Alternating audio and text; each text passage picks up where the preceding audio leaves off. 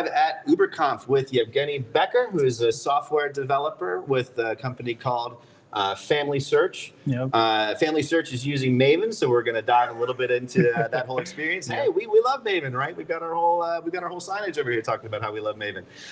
So we'll dig into that a little bit, and I'd like to talk a little bit about some of the your experience here at UberConf and what you found interesting, and maybe dive into some of those topics. Yeah. So maybe you could introduce yourself a little bit first and tell us about the work that you're doing, and we'll kind of go from there. Okay, awesome. Thank you so much, Justin, for having me here. This is exciting. This is my first UberConf, and it's been an amazing conference so far. I work for FamilySearch, which is a genealogy organization. It's a nonprofit and helps people create their family tree and add research records and build their tree and preserve memories of their loved ones. So it's an exciting thing. And yes, we use Maven. I use Gradle a bit for personal things, but we're heavy on Maven there in our organization, and seems fine so far. But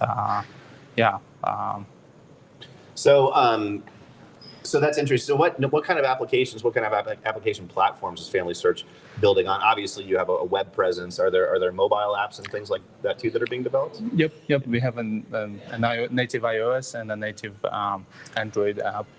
And we have actually several apps.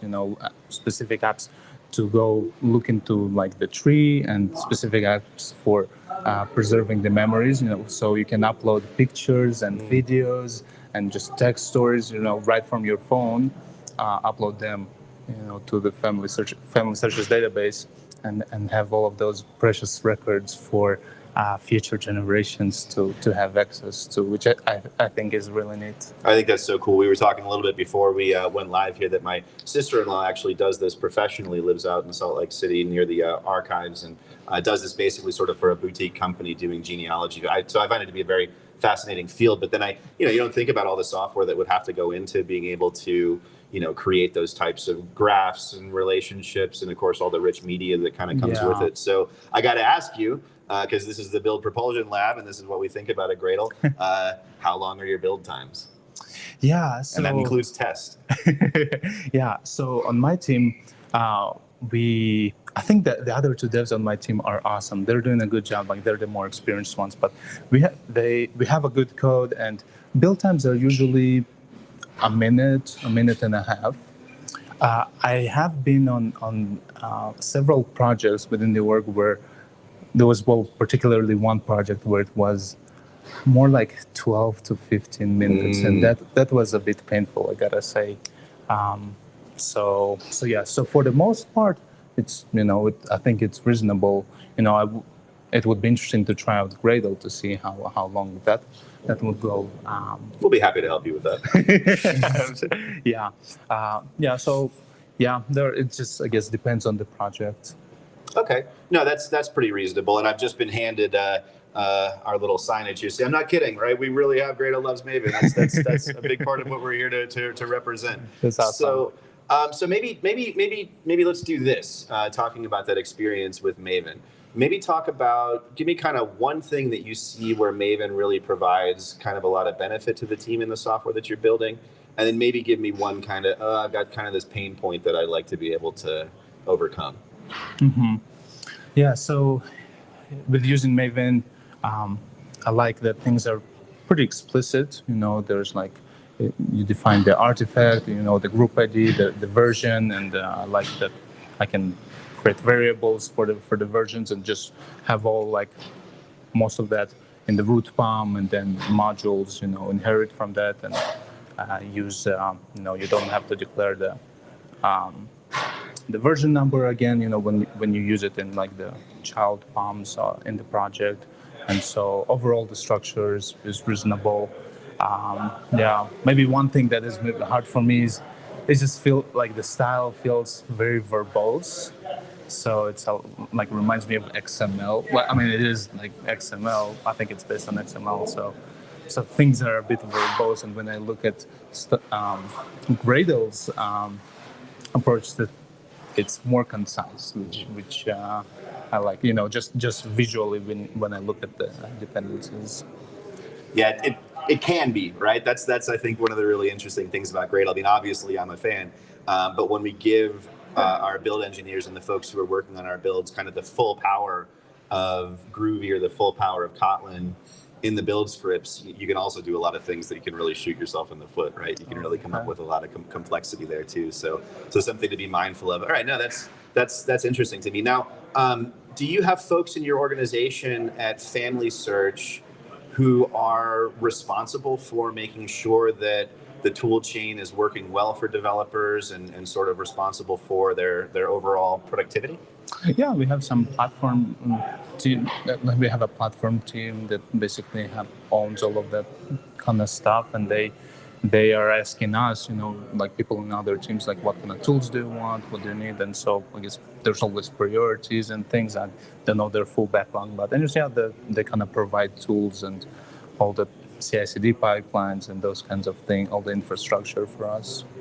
And how is that delivered? Are you using a platform engineering, like a platform for it, like something like Backstage, or is it mostly stuff that your team has curated? Or? Can you say that again? I'm not sure. Yeah, sure. So there's, so have you heard of the Backstage product by Spotify? No. So it's a super interesting product. If anybody in the audience hasn't checked out Backstage, it's effectively a platform for platform engineers, right? Okay. So it really eases a lot of the work in putting together these kind of self-service ways for developers to get their hands on the tooling. But I'm always super curious, who's using something off the shelf versus who's kind of curated their own set of tools.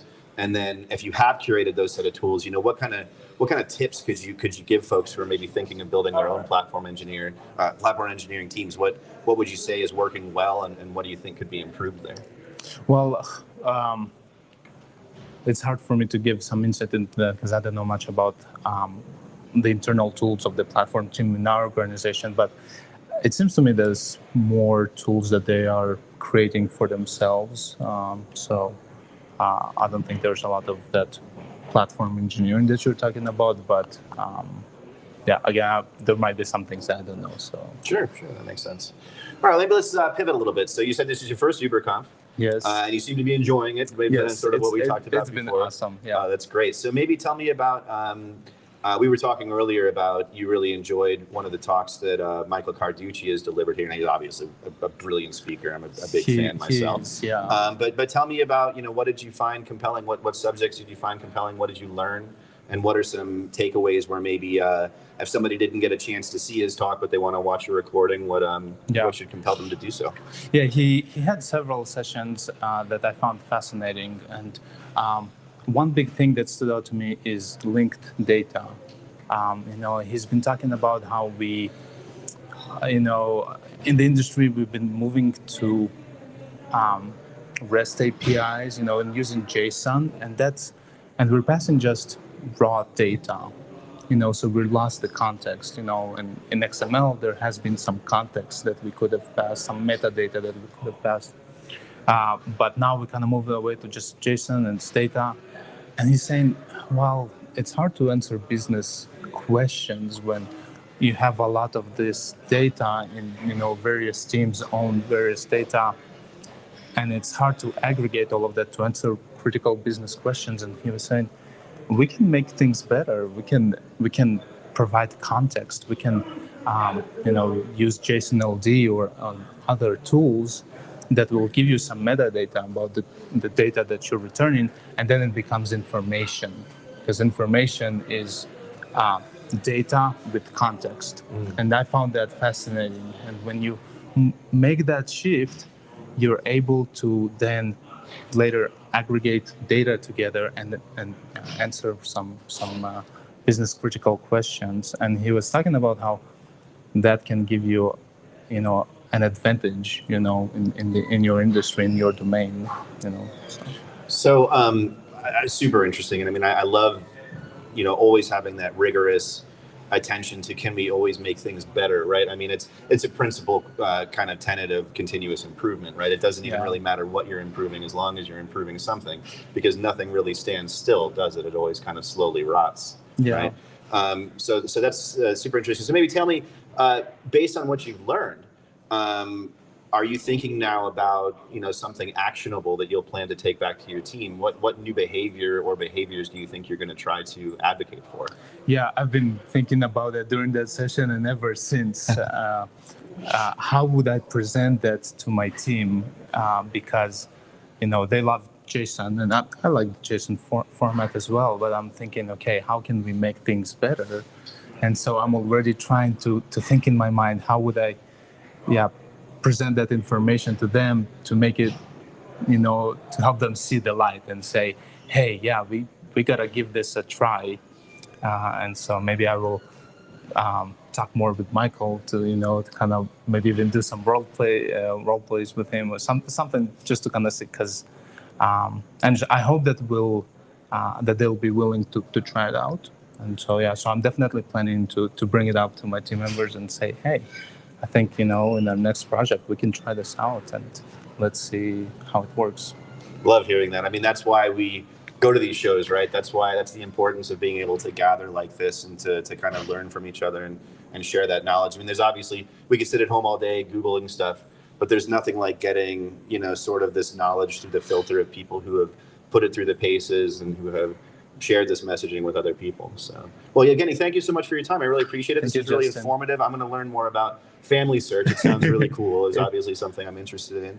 But enjoy the rest of the show, and I'll see you in the hallway track. Yeah, thank you so much. It's been great being here. My pleasure. Thank you, Evgeniy.